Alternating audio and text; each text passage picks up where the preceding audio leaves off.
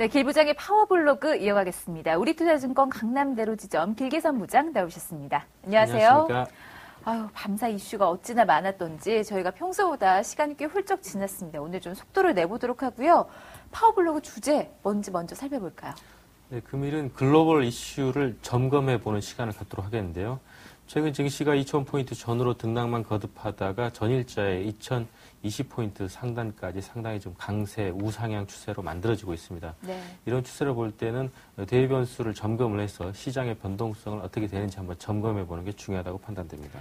네, 사실 밤사이 뉴욕 주식시장도 그랬고요. 요즘 호재와 악재가 공존하고 있습니다. 좀 부정적인 이슈, 긍정적인 이슈부터 체크를 좀 나눠서 하면 좋을 것 같은데 일단 밤사이에는 조금 부정적인 이슈들의 힘이 더 컸습니다. 지금 해외 주식시장 가운데 저희가 주목해야 하는 악재들 어떤 것들이 있을까요?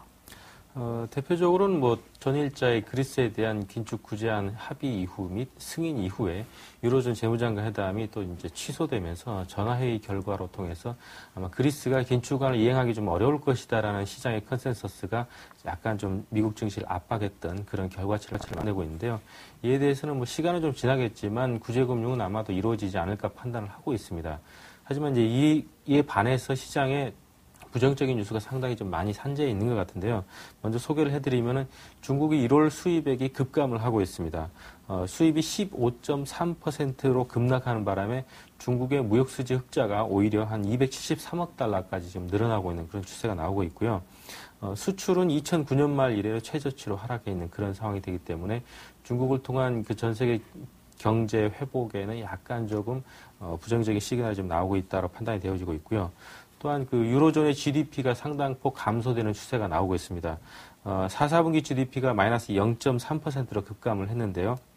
시장 예상치는 마이너스 0.4%였으니까 예상치보다는 조금 양호하게 나왔다고는 보여지고 있지만 전체적으로 2009년 이래로 최저치의 감소세를 좀 보이고 있다는 것이 잠깐 부담이고요.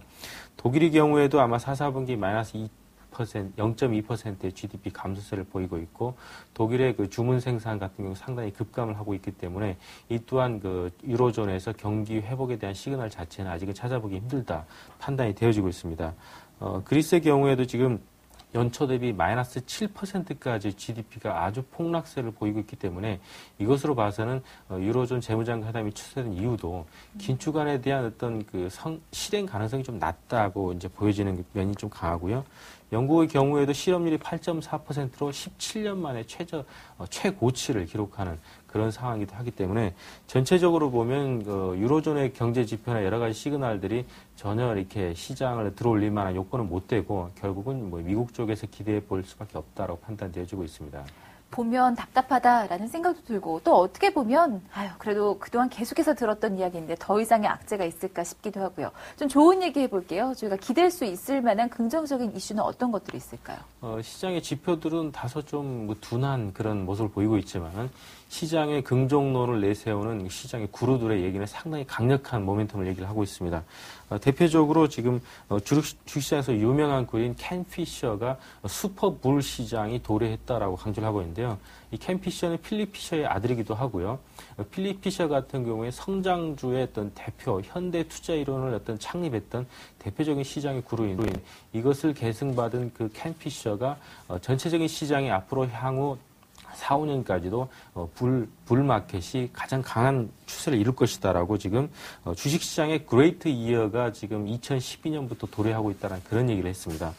따라서 지금은 향후 20% 이상의 추가 성장이 가능하다라는 그 강력한 슈퍼불 이론을 지금 내세우기도 했고요. 두 번째로는 그 와튼 스쿨, 즉 펜실바니아 대학의 와튼 스쿨의 MBA 대학에서 그 강의를 하고 있는 제레미 시겔 교수 같은 경우에는 밸런스지의 보도를 통해서 다우지수가 15,000포인트까지 향후 2년에 올 것이다. 그리고 이에 대한 확률은 3분의 2 정도의 확률을 가지고 있고 17,000포인트까지 오를 확률도 50% 이상이다라는 얘기를 했습니다. 전체적으로 보면은 PR 기준으로 역사적으로 굉장히 저평가되어 있는 추세가 나오고 있기 때문에 네. 시장에서 긍정적인 모멘텀 갖자는 얘기도 하고 있고요.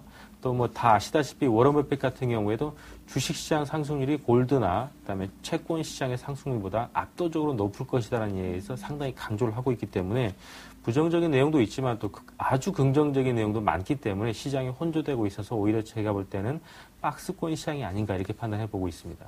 예. 그렇다면 이제 궁금한 건 국내 주식 시장입니다. 이렇게 호재와 악재가 공존을 하고 있는 가운데 어제 이 정체되어 있던 국내 주식 시장이 결국 위쪽으로 방향을 틀었단 말이죠. 향후 추가적인 상승 가능하겠습니까?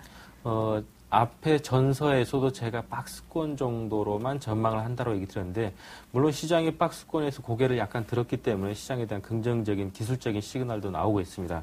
하지만 전체적으로 보면은 시장 자체가 어떤 강력한 그 상승으로 올릴 수 있을 만한 강력한 모멘텀은 약간 좀 부족하다. 즉 그리스에 대한 긍정적인 내용, 협의가 최종적으로 완성됐다, 승인이 됐다는 얘기 나왔지만은 유로존 재무장관들은 사실 그에 대해서 의구심을 많이 제기하고 있는 이런 상황으로 봤을 때는 좀 더 강력한 긍정적인 호재와 모멘텀을 기다리고 있는 시장이기 때문에 가능성은 열어두고 있지만 아직까지는 좀 박스권에 닫혀 있잖아 생각이 들고 있고요.